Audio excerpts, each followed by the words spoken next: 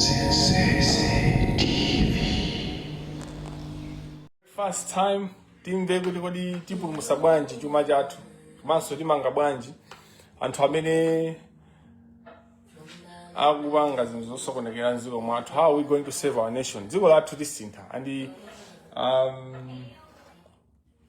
I have never stood up and say let's support a particular president, but I'm telling you we should support President Arthur Peter Mutharika. He wants to change the country. By the time Mutharika is leaving dziko la Malawi, kuzakhala kuti waika ma systems onena kuti even if chakwera atazabwereraso or chitsiru china chitazabwereraso dziko lizayendabe chifukwa choti waika ma systems ABM. So that's one of the reasons why I posted on my Facebook page that he might end up being the best president. Because what you need to change in the country, you can change presidents as much as you can, but to really change the country, you need to change the system. That's why you have America, where no matter who is in power, but in fact, no matter what kind of bad president, Bwino, because you put systems. UK, the same. In Europe, you have systems that work. In Malawi, what we have a system, but system that is corrupt, that is working. So we need to bring a system that is saving the least members of our society, systems that are pursuing justice. And the first area to clear for that to happen, we need to clean the judiciary. We need to end the corruption in the judiciary. Then mangofuna ngopereka uthenga kuti Ken Manda ndililede ukoti. Ndikukhulupirira kuti Ken Manda ndamene akandilipire ukoti. Tikupita ukoti pa 5 March. Komanso tikakanaso ukoti kufa sana pange zoyenera maloya awo sindizoti atenga kuti maloya awo. Vutake maloya omawinira milandu corruption ndi amene ifa ine sindi ku Malawi. Ndi sana pange zoyenera zimene amaina upanga. Sana pange timati substituted service, but also amaina kupanga seek the court to save outside the jurisdiction of Malawi. So Goba Jipeta, lawyer amene aliswa kuba, ndi lawyer amene ankamvutisa Martha Chizuma uja. Kuma law sama iziwa magaiziwa. Amangolemba chizungu mwina chosamveka chanchani because they don't know the law, but they have corrupt judges that they work with. So I don't want case yokuti ilephereke. Ndifuna pa 5 March case ipitirire. Then kwauzira unena kuti they should do the processes properly.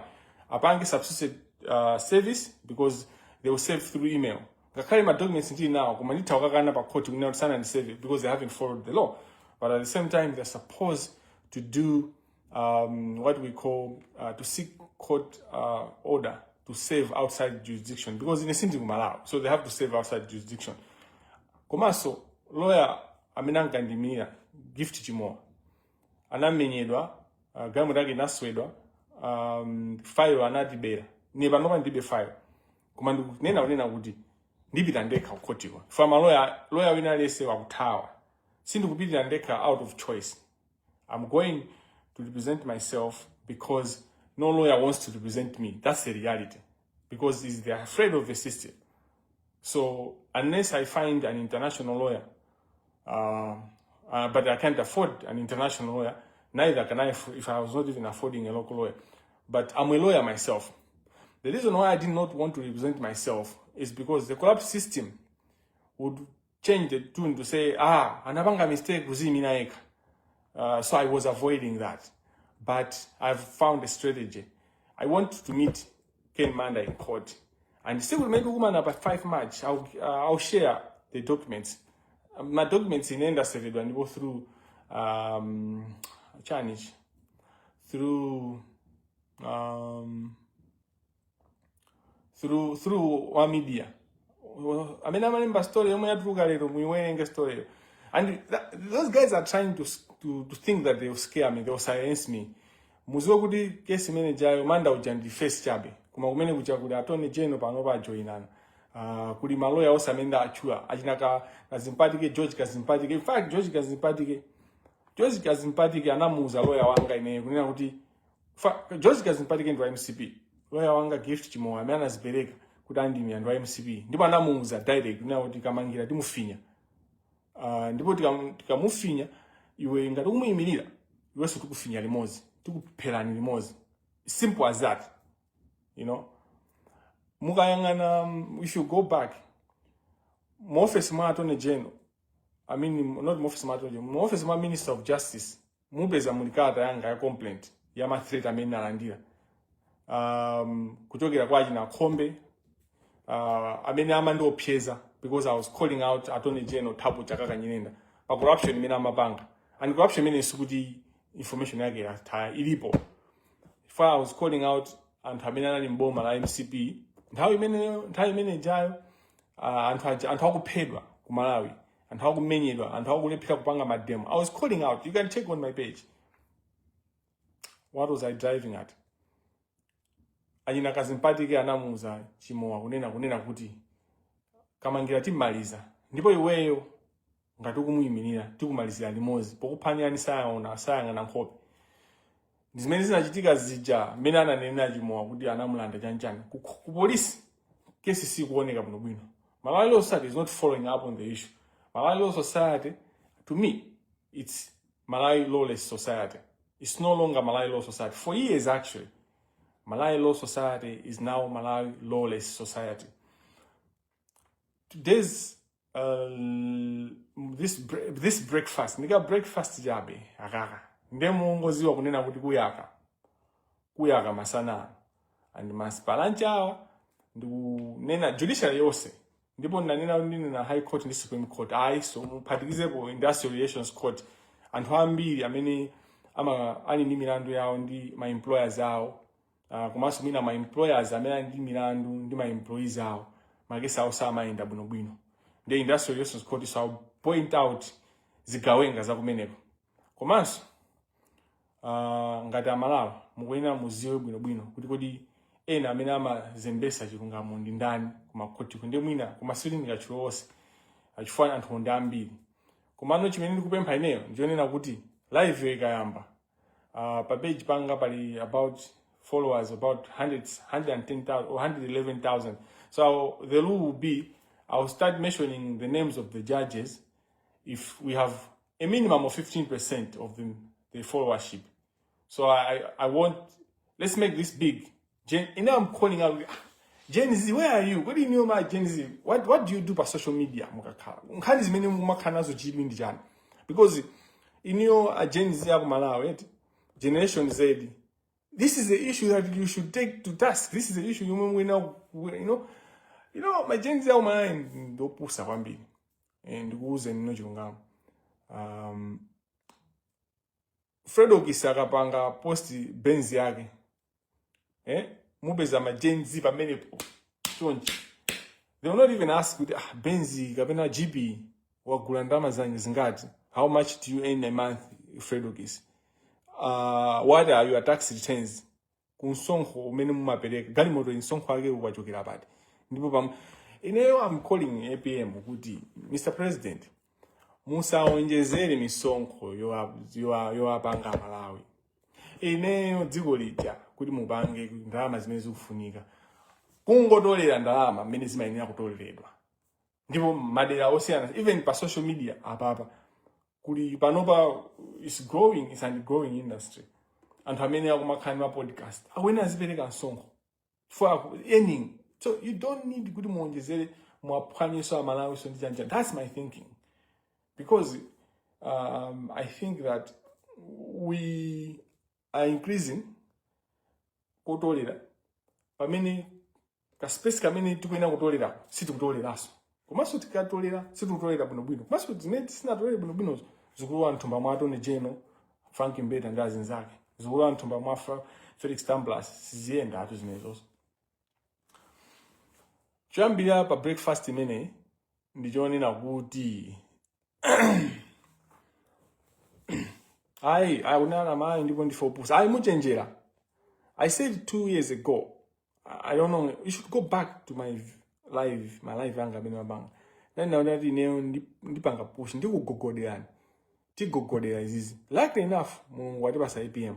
So the thing is good zimene mabanga 2024 zija zinakatatu kutheka koma India ogunata achakwera. We gave Chakwera because president has to act from facts. The evidence that we have has to be acted upon by the leadership. If SCB is not working, the president has to say, bwanji, palinkani, zikuenda bwanji, blah, blah, blah, blah. Anyway, my media houses, no so, bwera, ninkani muzilemba pano patu. Kodi mastori mwanu ndi mukulemba mojani, ngati simukulemba zopulumutsa chuma cha Malawi. Maonatu, my main media amakhala protected by the same kahunas, the same thieves. Mbala zimene zimapanga control my main media houses. And that's why they never followed up.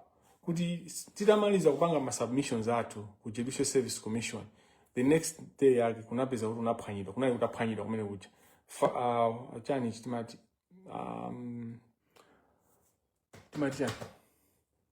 laptop ya amene secretary inapeza kuti yabedwa. And kunafusidwa ndeno akuti ayi palibe chimene chaluzidwa.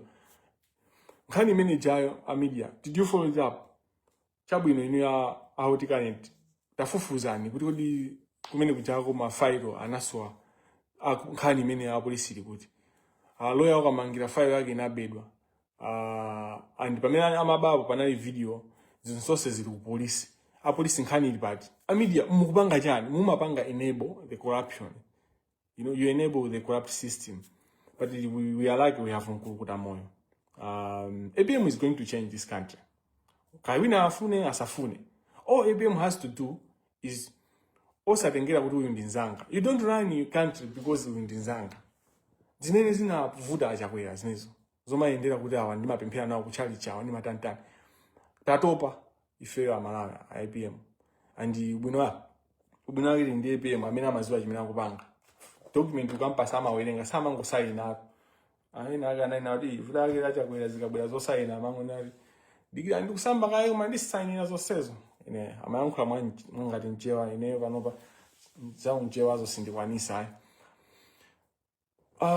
Usiku ndinakamba za ndalama za anthu opuma. Ndinazawo kamba kusweka mtima kwanga. Fani mazuwa bwino mmene anthu akuvutikira kuti atenge ndalama zawo. Amene agwira ntchito mboma for years and macho kamene uchatakalamba akudwala kukanika kupereka ma bill akuchipatala kukanika chakudya kumakhala wagwira ntchito munthu zaka 20-30 years ukamachoka kumene kuchaso ukulephera kuyambanso kupempha. So all these years you dedicated your life to public service. And usually anthu amene amakhala kuti after retirement alibe zokwanira bwinobwino ndi amene so anali faithful, amene samapanga za katangale. So this country, we punish the law-abiding citizens and we praise and protect the zigawenga. Like literally, just look around. It's many manena with mama ono. Dolofe is everywhere. You know, even in my prophecy, my TV stations, Dolofe. Dolofe has got a case to answer. Case many people. We are not going to sit down. And Sangana mizile incompetence because my head is very competent. They tukufuna kuti kesi ya Dolofe ndi maglasi tione kuti yenda banje. Tukufuna kuti kesi magesi ose si tikazafika siku lokamba la magesi aina kama minister atizaachua ndipo tizakamba dite kuti kesi litonchi strength ya kesi ndi. So ababa sitimakaso zona mizana fati zikhala ni ma documents umbono mene ulipo ngwa kuti njani. So amaele sikuti prosecution muzipanga noka tizipanga nawo sikuti criminal law maziwa no kufa kumala timakupopani. Of course you know criminal law you are chancha koma iniyo samaele mukuziwa kamangira iniyo kumbali kwanu mwina atusamakamba ifoti anthu amadana ndi chilungamo chimene mauza ni maloya magroup mwana koma iniyo amaele inu ndine takamba ma conversations munaonanso kunena kuti I have some part of I was trained by Cornell University. So let me tell you this because I've realized good in my lawyer many amakonda corruption. They are planting a seed in the junior lawyers. I mean, I'm going to qualify many janchani kundoni sangalini nditakataka. I'm not your class. I'm a global, international, properly trained international lawyer. Trained from Chango and trained across the world. You know, I was trained at Cornell University. You should find out what Cornell University is in terms of litigation. In terms of litigation, I know how to do litigation in criminal law. I was trained to do defense, capital defense. So capital defense, you should ask anyone who knows private, not private, but being a lawyer. Maiko ngati America, sikuti ndipinalesa amene amakadefenda murder suspect. I'm a current high experience. So I was given that experience as early as 2018. There's history to that. You can ask Professor Muiza Nkata. He knows all this. I'm a very well-polished not private practice, lawyer in Munthu asakunamize nikuti amene mukoti zimamuvuta motere. Of course, mwina zitakhala kuti zikundivuta ifati ndikupanga deal ndi anthu corruption. But I'll share how many times I've been in court as we're going. What munthu ndinendeka chichonse ndikupanga ndeka, investigation ndikupanga ndeka, preparing how to communicate kuti ndipanga bwanji for ndikupanga chichonse kamera ndigwire ndeka, so there's so much. My point is kunena kuti asakunamize nizakukho koma ndi information, how I've done, how I've prepared, how many cases I've done and how many cases have not gone well and why they have not gone well. Because nkhani ndionena kuti sikuti nkhani ndioti client wako akaluza imakhala nkhani yathira pombo. Ndifake pamakhala appealing process ka. Ifoti pamathawupeza kuti lawyer, judge woyamba, first instance judge walakwisa blah blah blah. Nthawi zina imayankhula mwachangu chifukwa ndi zambiri ani nthawi yanga ndiyochepa. Ndikazakhala ndikuthekera tsiku lina tizangolowa tsiku lonse. Kaya ndikupanga china kaya ndikuja ndizangokufotokozerani imene ndimaganizira. You should see my day, ndimayang'ana pa social media ndikamamuona Speed, like when I was looking at Speed, I was like, Speed, anthu amamusatira chani? Because some of us, my life is more interesting than Speed. First Speed amangopanga zothamanga kudumba koma zinezo zimene zimablowa. Koma ifeyo Gen Z yakumalawi, Generation Z yakumalawi, my generation tukena ifeyo zinto zathu ndona kuti what we miss, the more important things. Aku America kajanjani, going out, it's beautiful, it's chanjani. If timakhala tibanja tilibe manyumba, we outside, mawindo alibe manyumba opanda manyumba opanda ziseko. So going outside is not a big deal. Kunotu kumetili kuno kwazungu, it's a big deal going outside. Kukangowala kazuwa pang'ono kosatentha songata, beautiful day. Ndikuti traffic, ubeza kuti ndikuti traffic chonja anthu atapita ku beach. Iwe kutuluka kuzizidwa. So what I'm saying is, we're going to change our country. Koma tisintha ife achinyamata. Pali ma masters amene amapanga zinthu za dziko lija amaonenga lizikuyendera koma suti zikuyenda amakhala kuti bera ife aku they stealing, ndifake ndikufuna Friday in passing ndizakambeza Ayuba James, ndizakambeza Boni Kalindo, ndizakambe pali anthu ena ake amene amasakhala kusogolo kumati awawa ndi chanjani koma ndifuna ndikutambasulireni kuti mwaziwe bwino. Milandu tizipanga tonse ndipo asakunamizeni na I'm a well-trained lawyer. Right now I need to be blowing my own trumpet because no one will blow it. But also basi kungothesa kunyoza. Nthawi yake mungufunika anthu ngwauza kuti magayi mukusewe, especially these people. For anthu amene ndi well trained, Frank Mbeda well trained.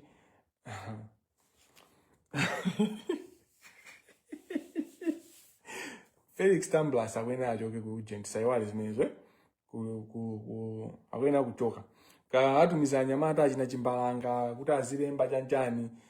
Anthu amene they don't love APM.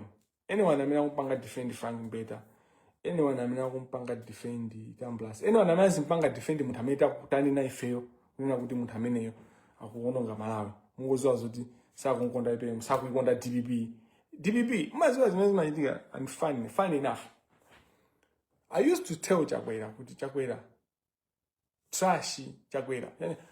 You should go back to my page. Mupeza unena akapanga sona yose. Nimangoika chituzi. That's my posting. Kionena kuti wankula za trash. Anthu amatida ife. IMCP, maloya IMCP kuma sizati yankho mwina so inaso kuti amachiyimirira amasiya kuti yimirira nkhani za achina Amanda lakini Manda. Chifukwa kuti tani na chilungamo. Lero iwo ndi amene akuyima pambala mbanda kumanena kuti so Chakwera anthu amene anamaona ngati amamukonda kapena amene amafuna kumaonesa ku public ngati amamukonda Chakwera ngati ningopereka example Ayuba James is a con man. You know, he's a con man because you can't support Chakwera 5 years also and kumachita kunena there are posts that Ayuba was saying Chakwera should actually be a dictator. He's the best president ever. He's the best thing that ever happened to Malawi. Ndukumamunyoza APM. And if you check my post, I challenged Ayuba. I challenged who is this guy? Pempero Mpande. I challenged Pempero Mpande. I'm open to debate with you in terms of APM and Chakwera. And that's what I was saying with Chakwera and the APM. Sungabange compare. APM is very intelligent. But I was saying we are doomed with regard to choice. We are struggling as a country in terms of choice of a president. Even ndidabwisa kuti nkulu amasungira kuti mphamvu zimenezi amasungira kuti knowledge imene and all that. My drive is we need to protect our president. Tisalole kuti zinyalala zinazi fa anthu of course this president and responsibility. For my example anyway, back to anthu amene atenga ndalama za pension kugulira hotel imene sikuoneka tsogolo lake Malis Hotel. Ndalama zathu zibwerera. We just need to have a proper attorney general and arrest all the people involved. I've got enough information to know that who are people behind everything, and I hope the ACB and the Director of Public Prosecutions, whoever is there, because issue ndionena kuti the ACB can only act where there are corrupt practices. Pamene mwina kuna panatenga katangale. Some are limited by zimenezo. Ngati zimenezo zinazitika zitakhazola kuika ngati panaipo katangale. ACB Director sanga pange act. Neti zimvesaso zinthuzi. Pena timangofikira Martha Jizuma bayisama mangao bayisa ngati panaipo corrupt practices even zitakhaudi nzola kuika zimenezo zitika sanga pangepo kanthu. The same way mena alili the acting director of ACB, Chambers. I know Chambers. He's an alumni of St. Paul the Apostle Seminary. Bonum Chelamin Cheta. Bonum Chelamin Cheta is a Latin word which means fight a good fight. So in the Fanyamato, to now consider me. Of course, we are not contemporaries. We not if I know school in the Sinai Moses school in the Chambers. Even in Kuchango, I wasn't in the same years. Nabi the other mali in Chambers. But look at this muyangani mbali kuti wapanga practice wanjiro ndameneso ndipo anahika mutu wake pa njanji nkhani yaji na Ken Mandai amafufuza nawo pamene anthu ena kakomiti kamene Malawi Law Society pamene pano yasanduka Malawi Law Society inapanga anthu ena anathawa ataona kuti moto wakula nkhani ya Ken Manda. So amene asokoneza za mabilioni okwana 80 pano kandi 90 billion zitasokhalamo zomwe alipira ku amenities oyambirira ndi amene atchula achiza amene afunika amangidwe afufuzidwe afotokoze achiwiri body kuti body imagwira ntchito kapena imangopangidwa gazampo kenako Minister of Finance akabena owayimirira Minister of Finance sizingatheke kuti Minister of Finance sizali involved sizimatheka ndalama sizimatuluka chifukwa anthu amagula bwanji zinthuzi pamene Reserve Bank inanena kuti yayi ndi tomato ola ameneyo simungagule tomato ola ngati ameneyo especially ndalama zake ngati zimenezo. So we need to do that. Ndimangofuna kungomalizisa breakfast. I don't know what happened, but it happened anyway. I don't know what was going on, but it happened. I don't know who is trying to get to us. I mean, afuna kusokoneza live is too ndani kuma it happened. Then I think the man is a quick.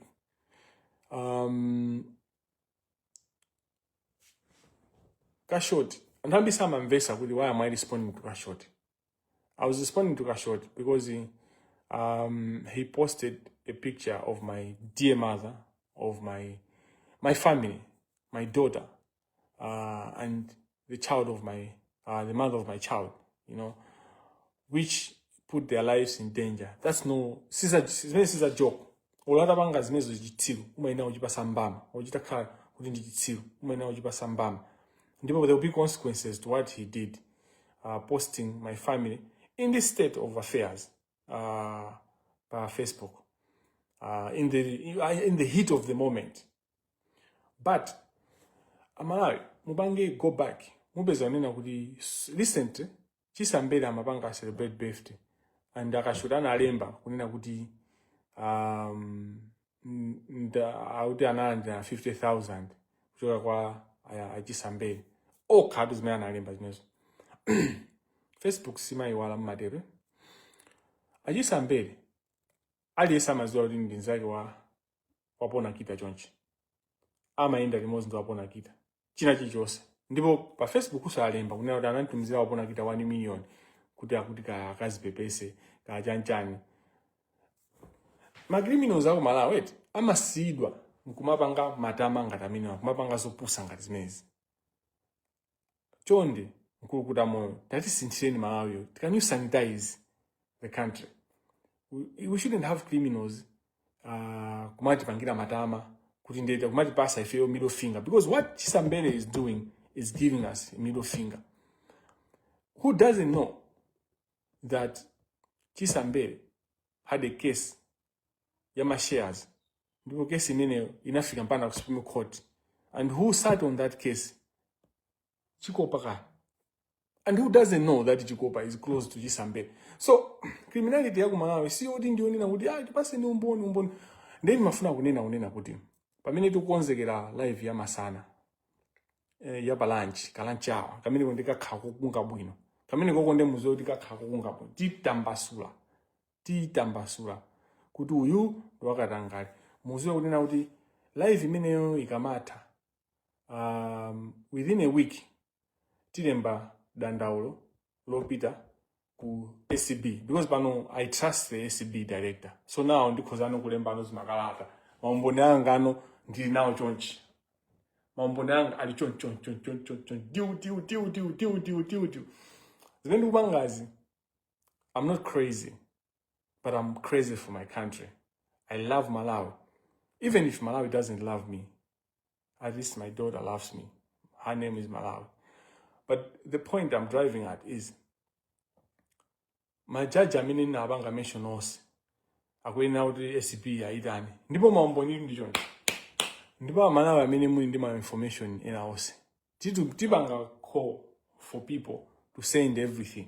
Mene ndapangira nthawi ijayo koma panopa muziwe kuti nthawi yankulukuta moyo nde maloya atu akukubwera chonchi ma inbox kwa ine nde tufuna tingopanga email chonchi maloya atumize information. It's funny how Babylon is going down. Mulungu ndi wamphamvu, mulungu ndi wopya osamasewera ni mulungu. Facebook page is sanitizing a country. Don't make a mistake about it. It's Facebook conversation that is having such an impact.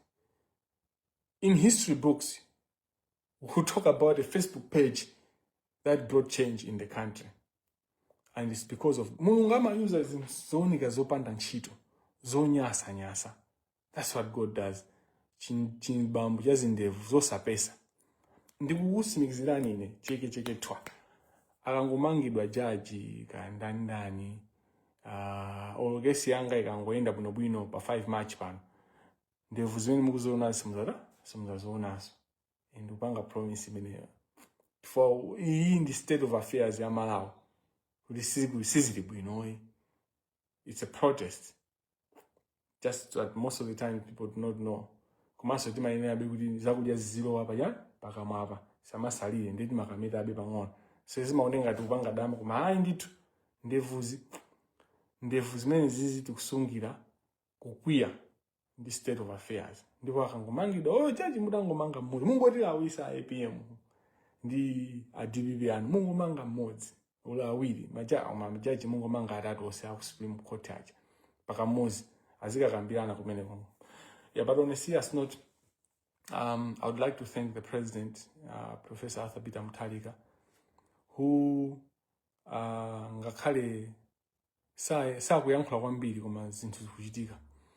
Ndimafuna kuwauza komanso ndiyankhule straight president ngati angapeze mwayi oona zimene zikuchitikazi ola amene ali nawo pafupi. Ndinazawerenga news imene owayankhira pa nkhani Madam Kathe Maulidi timakunyadira ase unali nzathu pano sinzathu Kathe. Mai Kathe Maulidi tinkakumana nawo parliament time imene tikupanga za death penalty amalipanga interview akupanga interview maziwa kunena kuti this is a woman of integrity, wavala mwaulemu mwake and ndikanyora wavala mwaulemu mwake sinena kuti wavala chotani koma mwaulemu basi. Frankhani ngati susamala bwino ithaso kupezeka kuti wira kuti umatanthauza chani amene savala mwaulemu ndi ndani akuluakulu tati ndithani ndi corruption. So I'm very sensitive about things that I say, but we miss Kathy in the advocacy because she used to write very well. Right now, in the Boma is when he's still the best among us. Is mine, that's all, anyway, for the good of the nation. And mafuna ndi auza president na lemba kipena pake. Mimi mafuna auza zokuza Judicial Service Commission. Kuti pamene upanga compose Judicial Service Commission, it is powerful. But there's nothing different from what we had before. What is important is upanga head. So I would ask the president should ensure kuti the current Chief Justice Nzikamanda should not be involved in the current Judicial Service Commission because he's compromised. Ngati president akufuna umbono saunena kuti compromise, how is he compromised now? Ngati yo alibe koma ndikhupe kuti ali now koma Chief Justice Nzikamanda asakhale involved. Komanso sipangakhale involvement ya anthu ngati achina Chikopa Kapanda ndanda ku Supreme Court kuja tikuziwa anthu amene ali legit. Ndipo ndifake live ya masana yofunikira kuti kukhala anthu ambiri tikuze ndifana anthu amangona angonena aliyesi kamangira angonena angolimba na ndina aliyesi. You see, that's where you see kuti amalawi ndopusa. Amalawi ndopusa chifukwa amalawi moyo anena kunena kuti corruption is everywhere. Zingota so munthu kulimba ndi corruption wena nditu umenye corruption in different fronts and at once. Chifukwa ukamakha kuti suchenjera kuyang'ana ungoona chibagira kumutu wakomoka ungoona chimbama chakumaso akumenya akugwesa zimambama zotu zabwera kwa ine zabwera kwa anthu ena amene amanipasa information kuma ino sunguziwa kumano tikapanga progress zikaenda tisakhala pasi ndikufotokozerani andizakufotokozerani kuti monga ineyo let me say here, I'm not looking for a public office. I am an activist and I'm contented. Mungondisiya ndizipanga zaine za activism and the organization yanga Justice for Munthu, Justice for ndizithandiza anthu prison anthu prison ndizithandizabe and all that. Mwinaso tithandize maziko ena Africa in terms of judiciary, kukonza judiciary ndalama tipanga koma nzikhaso ndalama zake zabwinobwino zosati kuti kakhala nazo kumati mpano ndilibe kena kalikonse. Ngati ndikulephera kugula lawyer kuti ndikayimirane ndi Kenan Manda amene aja anatha amene aja ngandisumireni ndiye mwina pa 5 poso siku imene kubwera tingopanga zoti tizavale plisu fayo wakatha kubeba kaplisu tipeza njira yonena kuti ma-t-shirt aplisu agulidwe ndithu komanso ayende town kaplisu. This is a movement, and you are not stopping us. Umazangoona so naye president wa kaplisu katha kuti waza bwanji amene muli nawo president funa atavala kaplisu tuone kuti kodi ziyenda bwanji. Zaje Judicial Service Commission mafuna so ndauza president kuti pala anthu ena aonesa interest osiyana koma paliso anthu amene ali established legal scholars, established advocates against this thing, but also anthu amene adayikidwa mu Judicial Service Commission afunira kuti akhale anthu oti afufuzidwa bwinobwino kuti sangala ndi chiphuphu komanso ndi anthu olimba mtima. koma ine mmene ndanena muja kunena kuti sitisiya even Judicial Service Commission ikazasankhidwa tisakhala tikuiona kuti ikukonza zinthu ku judiciaryko zinthu ku judiciary zama koma kukonza zinthu sikuti zimachitika kamozi komanso sikuti tikudikira kuti judicial service zinthu zikukonzeka kale amene simukuziwa ndi zanu nokha komanso mwina simukufuna kuziwa chabe. Yeah, I think is many mafuna kukamba za Judicial Service Commission komanso Independent Commission, Complaints Commission imene itapangidwe zizachitika mofanana zitakuyenda bwino legislation pakhale ma process onse kuti amalawi onse aziziwa kuti kodi judicial officer akapanga izi tipitisa office yake iti and zikhala za transparent, open and transparent and accountable to how things are done, and that's how we're going to change. Excuse me, that's how we're going to change. Tisadigire kufuna judiciary ichasudi ichite kuti tizija kudikira kuti majaji wa alangizana akafuna safuna ka they are too comfortable there amazimva mphamvu pamene mphamvu zili mmanja mwa ife anthu kuzera mwa sections 12 ka breakfast zikakwana I think mwa takhuta